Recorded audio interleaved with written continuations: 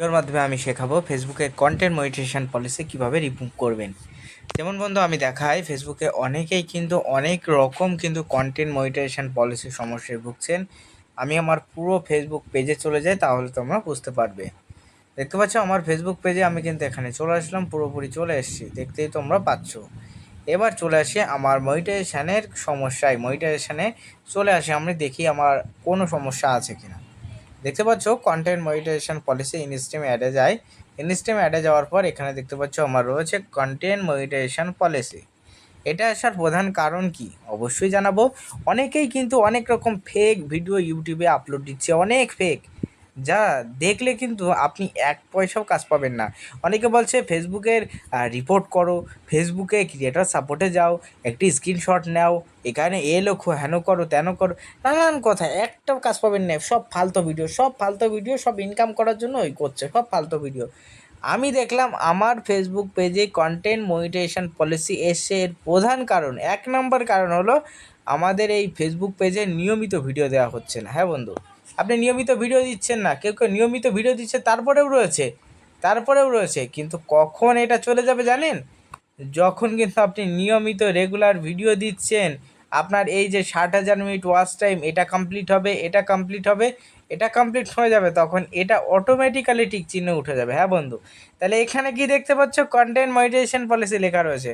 তাহলে চলো আমার এখানে সেট আপ দিয়েছে, এই দেখো সাবস্ক্রিপশনের সেট আপ দিয়েছে, এখানে দেখি কন্টেন্ট মনিটাইজেশন পলিসি আছে কিনা। এই সাবস্ক্রিপশানে আমি চলে যাচ্ছি, দেখো সাবস্ক্রিপশানে আসার পরে দেখো আমার কি লেখা রয়েছে, কন্টেন্ট মনিটাইজেশন পলিসি কি রয়েছে, টিক মার্ক রয়েছে না? পুরো লাইভ দেখাচ্ছে, এই দেখো এখন 7:55 বাজে, দেখতে পাচ্ছ আজকে তারিখ কত, 17 তারিখ, 17 এপ্রিল, দেখতে পাচ্ছ এখানে লেখা রয়েছে কন্টেন্ট মনিটাইজেশন পলিসি লেখা আছে। এটার মাথায় কি লেখা আছে, টিক চিহ্ন দেওয়া আছে, আর ওখানে কি আছে, কোন চিহ্ন আছে। তার প্রধান কারণ আমি রেগুলার কাজ করছি না, তুমিও রেগুলার কাজ করছো না, বা তুমি রেগুলার কাজ করছো কিন্তু তবুও কন্টেন্ট মনিটাইজেশন পলিসি যদি থেকে থাকে, তাহলে ফার্স্ট কাজ যেটা করতে হবে, তুমি অন্য কারোর ভিডিও কপি করেছো কি না, শর্ট ভিডিওই না, শর্ট ভিডিও কিন্তু রিলস ডুয়েট করা যাচ্ছে, ডুয়েট করলে কোনো সমস্যা নেই। ব্রড ভিডিও কপি করে দিয়েছো কি না, যদি কপি করে দিয়ে থাকো কপিরাইট এসছে কিনা একটু চেক করে নেবে, যদি আসে সেই ভিডিওগুলো একটু ডিলিট করে দেবে। দেওয়ার পরে রেগুলার কাজ করো, ওখানে যদি গুণ চিহ্ন, এরকম গুণ চিহ্নও থাকে, তাহলে এক টাইমে দেখবে এরকম টিক চিহ্ন উঠে যাবে, যখন তোমার সব কিছু কমপ্লিট হয়ে যাবে। বুঝতে পেরেছ?